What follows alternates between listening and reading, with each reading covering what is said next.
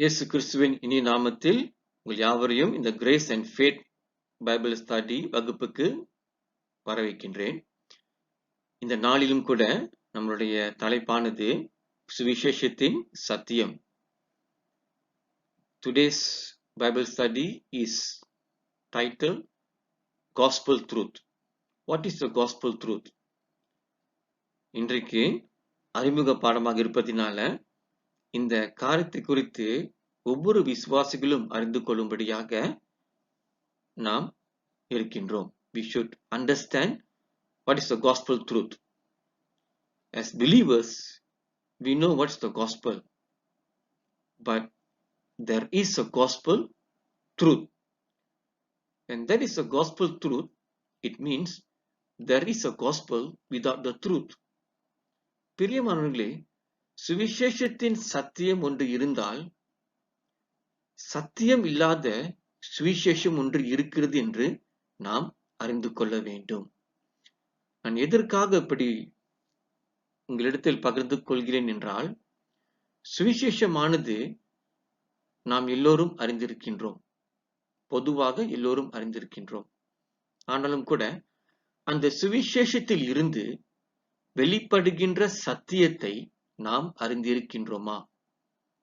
We know more or less what is the gospel, but do we know what truth that comes out from the gospel? அதனாலதான் இந்த பாடத்தை உங்களுக்கு நான் அறிமுகப்படுத்துகின்றேன். இந்த வார்த்தையானது சுவிசேஷத்தின் சத்தியமானது கலாத்தியர் 2ஆம் அதிகாரத்துல வசனம் 5லும் வசனம் 14லும் நாம் பார்க்கலாம். We can see this term, this word, the gospel truth in Galatians chapter 2 verse 5 and 14. சுருக்கமாக இந்த வசனங்களை பார்க்கும் பொழுது பவுலானவர் கலாத்தியர் விசுவாசிகளுக்கு எழுதுகிற கடிதத்துல அவர் இவ்விதமாக சொல்கிறார். சுவிசேஷத்தின் சத்தியம் உங்களிடத்தில் நிலைத்திருக்கும்படி. Paul wants the truth of the gospel to continue with the Galatians. எதற்காக பவுலானவர் இவ்விதமாக சொல்கிறார் ஏனென்றால், பவுல் போதித்த சுவிசேஷத்தின் சத்தியத்துக்கு எதிராக அல்லது அந்த சத்தியத்தை வேறு மாதிரியாக புரட்டி பேசுகிறவர்கள், கள்ள சகோதரர்கள் அல்லது மற்றவர்கள் இந்த சுவிசேஷத்தோடு மற்ற காரியத்தை இணைத்தார்கள் என்று நாம் அறிந்திருக்க வேண்டும். There are some false brethren who came among the believers to share the gospel with some addition or with some extra matters or teachings that have perverted the gospel which was preached by Paul to the Galatians. பிரியமானவர்களே, வேறொரு போதனையோடு இணைத்து சுவிசேஷத்தையும் அவர்கள் பகிர்ந்து கொண்டிருக்கிறார்கள் என்று நாம் அறிந்து கொள்ள வேண்டும். அதனாலதான் பவுலானவர் சுவிசேஷம் சத்தியமானது இந்த கலாத்தியர் மக்கள் இடத்துல எப்பொழுதும் நிலைத்திருக்கும்படியாக அவர் விரும்புகிறார். வசனம் 14 பார்க்கும் பொழுது இந்த இடத்துல பேதுருவானவர் சுவிசேஷத்தின் சத்தியத்துக்கு ஏற்படி சரியாய் நடவாமல் இருக்கிறார் என்று பவுலானவர் பேதுருவை கண்டித்தார் என்று பார்க்கின்றோம். Here in verse 14 we see that Paul confronted and reprimanded Peter because he was not uprightly walking according to the truth of the gospel. கவனித்துக் கொள்ளுங்க, பேதுரு என்ன நடந்துச்சு என்று பார்க்கலாம். வசனம் 12 பார்க்கும் பொழுது பேதுரு சில கிரேக்கியர்களோடு அல்லது புறஜாதிகளோடு ஐக்கியம் கொண்டு சாப்பிடுகிறார். ஆனாலும் யாக்கோபின் இடத்தில் இருந்து சிலர் வருகிறார் என்று தெரிந்து கொள்ளும் பொழுது பேதுருவானவர் இந்த புறஜாதி இடத்திலிருந்து விலகிக் கொள்கிறார். Peter was having a meal, a fellowship with the non-Jews. We call it the uncircumcision group. with the Greeks, the non-Jews, the people who accepted the gospel, but they are not Jews. So when he came to know that there are some people or followers of James came to visit Peter, Peter withdrew and separated himself, fearing the Jews or the circumcision group. Why Peter separated himself? எதற்காக பேதுரு அவர் இந்த புறஜாதியோடு ஐக்கியம் கொண்டிருக்கிற நேரத்துல ஏன் அவர் விலகினார் என்று நாம் பார்க்கின்றோம். இந்த விலகின காரியமானது பவுலுக்கு மிகவும் ஏற்றுக்கொள்ள முடியாத ஒரு காரியமாக காணப்படுகிறது என்று நாம் பார்க்க போகின்றோம்.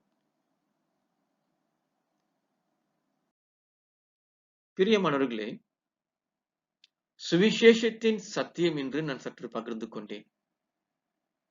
சுவிசேஷத்தின் சத்தியம், ஒரு சத்தியம் கலாத்தியர் 3ஆம் அதிகாரத்துல வசனம் 28 நாம் பார்க்கலாம். என்ன சத்தியம் அது? யூதன் என்றும் கிரேக் என்றும் இல்லை, அடிமை என்னும் சுயாதீனமும் இல்லை, ஆண் என்றும் பெண் என்றும் இல்லை, நீங்கள் எல்லோரும் கிறிஸ்து இயேசுவுக்குள் ஒன்றாய் இருக்கிறீர்கள். This is the truth of the gospel, one truth.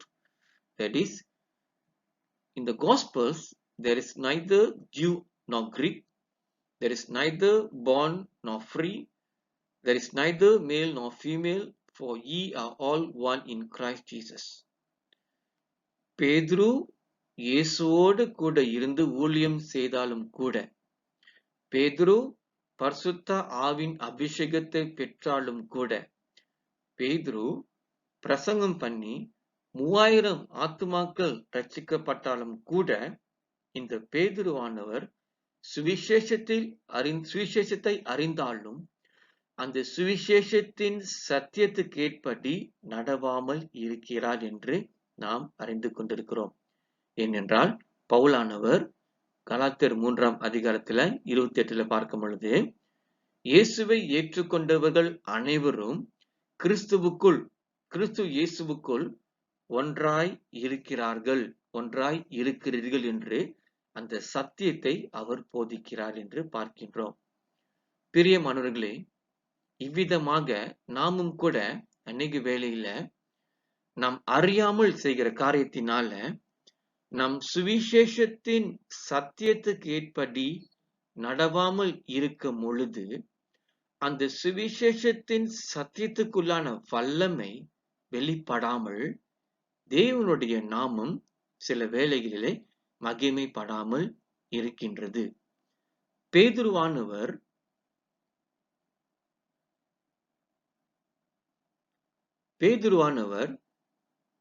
அவர் இந்த கிரேக்க ஜனங்களோடு விலகிக் கொள்ளும் பொழுது அந்த சம்பவமானது தேவ நாமத்தை மகிமைப்படுத்தவில்லை என்று நாம் அறிந்திருக்க வேண்டும். அப்படின்றால் பேதுரு சுவிசேஷத்தை அறிந்திருக்கிறார், ஆனாலும் கூட அந்த சுவிசேஷத்தின் சத்தியத்தை அவர் அறியாமல் இருந்திருக்கின்றார் என்று நாம் புரிந்து கொள்ள வேண்டும்.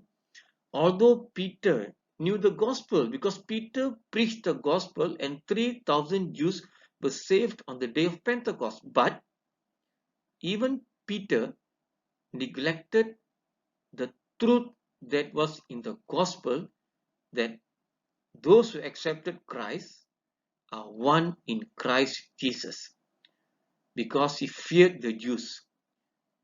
மனிதனுக்காக பயந்ததினால அந்த சுவிசேஷத்தின் சத்தியத்தின் பிரகாரமாக அவர் நடந்து கொள்ளாமல் இருக்கிறார் என்று நாம் அறிந்திருக்க வேண்டும். 2 முக்கியமான காரியம் பிரியமானவர்களே. ஒன்று, நாம் சுவிசேஷத்தின் சத்தியத்துல நிலைத்திருக்க வேண்டும். We should continue in the truth of the gospel as believers. இரண்டாவது, சுவிசேஷத்தின் சத்தியத்துக்கேற்படி சரியாய் நாம் நடந்து கொள்ள வேண்டும். Secondly, we should walk uprightly according to the truth of the gospel. யோசித்து பாருங்கள், நமக்கு சுவிசேஷம் என்றால் ஒரு அளவு தெரியலாம்.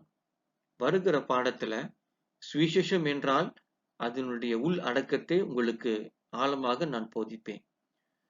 இந்த சுவிசேஷத்தின் சத்தியம் நமக்குள் நிலைத்திராவிட்டால் நாம் சுவிசேஷத்தின் சத்தியத்துக்கேற்படி நாம் நடந்து கொள்ள முடியாது.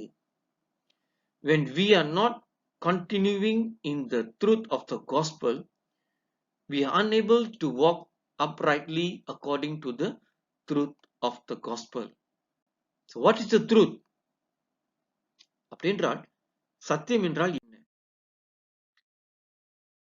பிரியமானவர்களே, இயேசு கிறிஸ்துவானவர் யோவான் 8ஆம் அதிகாரத்துல வசனம் 31, 32 இந்த வசனத்தை அநேகர் அறிந்திருக்கிறோம். வசனம் 31, இயேசு தம்மை விசுவாசித்த யூதர்களை நோக்கி, நீங்கள் என் உபதேசத்தில் நிலைத்திருங்கள். நீங்கள் என் உபதேசத்தில் நிலைத்திருங்கள். Jesus spoke to the believers, the Jewish believers, if ye continue in my word. கவனித்துக் கொள்ளுங்க, நாம் சத்தியத்தை அறிய வேண்டும் என்றால் பிரியமானவர்களே, நாம் கிறிஸ்துவின் உபதேசத்திலே, கிறிஸ்துவின் வார்த்தையிலே நாம் நிலைத்திருக்க வேண்டும். We should continue in the word of the teaching of Jesus. வசனம் 32, சத்தியத்தை அறிவீர்கள், சத்தியம் உங்களை விடுதலையாக்கும் என்றார். And ye shall know the truth, and the truth shall set you free. Take note. To know the truth, we should continue in the word of Christ. To know the truth, we should be continuing in the word of Christ or Jesus. நாம் சத்தியத்தை அறிய வேண்டுமென்றால் பிரியமானவர்களே, நாம் வார்த்தையிலே, வசனத்திலே, கிறிஸ்துவின் உபதேசத்திலே நாம் நிலைத்திருக்க வேண்டும். நாம் நிலைத்திருக்காவிட்டால் சத்தியத்தை நாம் ஒருபோதும் அறிந்து கொள்ள முடியாது. சத்தியத்தை நாம் அறியும் பொழுது அந்த சத்தியத்தின் வாயிலாக நமக்கு விடுதலை வந்துவிடும். When we know the truth that we know will set us free. The truth that we know. பிரியமானவர்களே, இந்த சத்தியமானது நமக்கு வெளிப்படும் பொழுது அந்த சத்தியத்திலே நமக்கு விடுதலை உண்டாகும் என்று நாம் விசுவாசிக்க வேண்டும். எந்த விடுதலை என்று பார்க்க போகின்றோம். எந்த காரியத்துல நாம் கட்டுப்பட்டவர்களாக அல்லது அறியாமலே வாழும் பொழுது இருக்கிற நிலைமையில இயேசு கிறிஸ்துவின் வார்த்தைகளை நாம் வாசிப்பது மாத்திரமல்ல, அந்த வார்த்தையில நிலைத்து நிற்கும் பொழுது அந்த வார்த்தையில வெளிப்படுகின்ற சத்தியமானது நமக்கு வெளிப்படுத்தப்படும். வெளிப்படுத்தப்பட்ட சத்தியமானது நமக்கு விடுதலை கொண்டு வரும் என்று நாம் விசுவாசிக்க வேண்டும். When we continue in the word, continuously, தொடர்ந்து, we should be continuing in the word of Christ to get the truth revealed to us, the truth that we know or the truth that has been revealed to us, that will set us free என்று நாம் அறிந்து கொள்ள வேண்டும். So what is the truth? இயேசு யோவான் 17ஆம் அதிகாரத்துல இவ்விதமாக ஜெபிக்கிறார். உம்முடைய சத்தியத்தினாலே அவர்களை பரிசுத்தமாக்கும், உம்முடைய வசனமே சத்தியம். Jesus prayed to God in John chapter 17, and verse 17 says, thy word is truth. God's word is truth. கவனித்துக் கொள்ளுங்க. ஆண்டவருடைய வார்த்தையானது சத்தியமாய் அது காணப்படுகிறது. சத்தியம் என்றால் என்ன? What is truth? இயேசு கிறிஸ்து யோவான் 6ஆம் அதிகாரத்துல 63ஆம் வசனத்துல இவ்விதமாக சொல்கிறார். ஆவியே உயிர்ப்பிக்கிறது, மாம்சமானது ஒன்றுக்கும் உதவாது.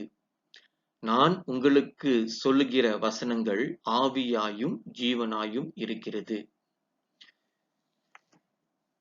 இயேசு கிறிஸ்து இந்த வார்த்தைகளை அவர் சொல்லும் பொழுது அல்லது நமக்கு வெளிப்படுத்தும் பொழுது அவர் சொல்கிறார், அவர் உரைக்கிற வார்த்தை, அவர் பேசுகின்ற வார்த்தை, அவர் சொல்லுகிற வசனத்துல 2 காரியம் அடங்கியிருக்கிறது. ஒன்று ஆவி, இரண்டாவது ஜீவன். There are two things in this verse that Jesus says that the word that he speaks, there are two elements. One is spirit, one is life. பிரியமானவர்களே, நாம் வசனத்தை வாசிக்கும் பொழுது இயேசு கிறிஸ்து உபதேசித்த வசனங்களை வாசிக்கும் பொழுது அந்த வசனத்துல வெளிப்படுகின்ற ஆவியும் ஜீவனையும் நாம் கண்டுபிடித்தால், நாம் அறிந்து கொண்டால் அதுவே நமக்கு சத்தியமாகும். When we can find the spirit and life in the word of Jesus Christ, and that revelation will become the truth that will set us free. என்று நாம் அறிந்து கொள்ள வேண்டும். We should understand. But to get the truth revealed to us, we should earnestly, we should continually read, study and meditate on the word of Jesus Christ. பிரியமானவர்களே, இந்த சத்தியமானது நமக்கு நிஜமாக, நமக்கு உண்மையாக வெளிப்பட வேண்டும் என்றால், இயேசு கிறிஸ்து உரைத்த வார்த்தையில மறைந்திருக்கின்ற ஆவியும் ஜீவனையும் நாம் கண்டுபிடிக்க வேண்டும். எப்படி கண்டுபிடிக்கிறது? இயேசு கிறிஸ்து உபதேசித்த வசனங்களை, வார்த்தைகளை, சத்தியங்களை நாம் வாசித்து அதை தினை தியானம் செய்யும் பொழுது, மனம் இருதயத்துக்குள் வைத்து அதை யோசித்துக் கொண்டிருக்கும் பொழுது, அதை நினைவு கூறும் பொழுது, அதை அறிக்கை செய்யும் பொழுது, அதுக்குள் காணப்படுகிற ஆவியும் ஜீவனும் வெளிப்படத் தொடங்கும். அப்பொழுது நாம் சத்தியத்தை தெளிவாக நாம் அறிந்து கொள்ள முடியும் என்று நாம் விசுவாசிக்க வேண்டும்.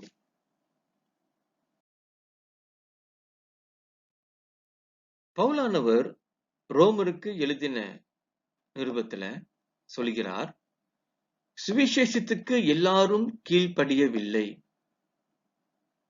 சுவிசேஷத்துக்கு எல்லாரும் கீழ்ப்படியவில்லை என்று ரோமர் 10ஆம் அதிகாரத்துல 16ஆம் வசனத்துல சொல்கிறார். அந்த வசனத்தை ஏசாயா 53:1 அவர் குறிப்பிடுகிறார் பழைய ஏற்பாட்டுல.